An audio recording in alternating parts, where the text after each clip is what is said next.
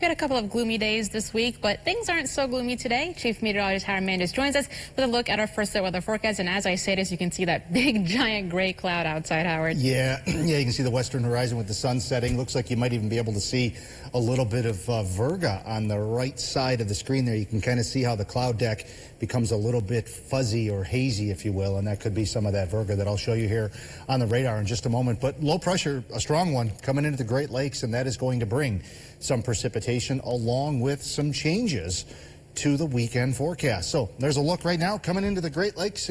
There's some of that Virga, as I mentioned.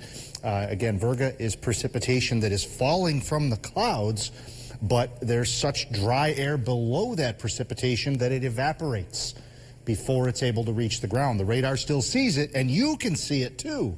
But as far as it actually reaching the ground, it can't. Looking into western New York, now the Binghamton radar is showing nothing going on. So you have to go all the way out to places like Elmira to see any of that precipitation being detected. By the time the radar beam gets to Elmira on the lowest elevation scan, we're talking several thousand feet up. So again, that's what we're seeing, I think, on the western sky is some of that Virga that is over towards DeBen County and maybe even Schuyler County as well. And off to the east, same thing. There's not much happening. It's we're protected by that dry cushion of air. 30s right now, 40 in Elmira.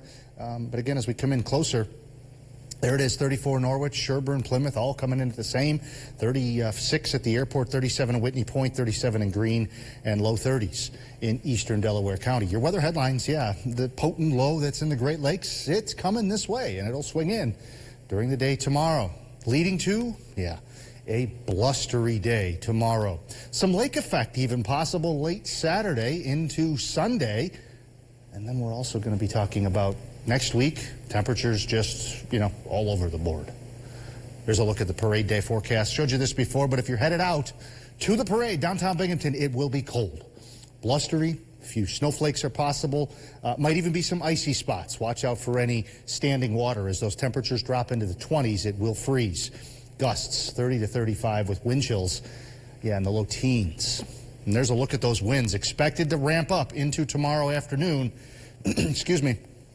This is Binghamton, in the 30-plus range, especially down on the parade route, as that wind is funneled through the narrow spaces and that wind tunnel effect. So for tonight, some rain showers coming in, or some snow showers as well. And then overnight, we see temperatures might even come up a little bit with some rain showers. Cold front approaches tomorrow morning, some rain and snow showers, and then, just a blustery afternoon.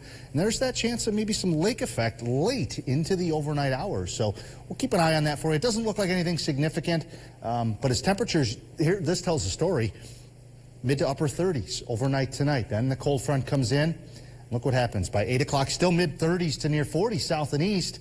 But 20s starting to rear their heads into the northwest by midday, 20s, and then we're going to continue to drop into the low to mid 20s through the afternoon. So Saturday night, check this out. It's possible Sunday morning you clear out well north and east, be down near zero.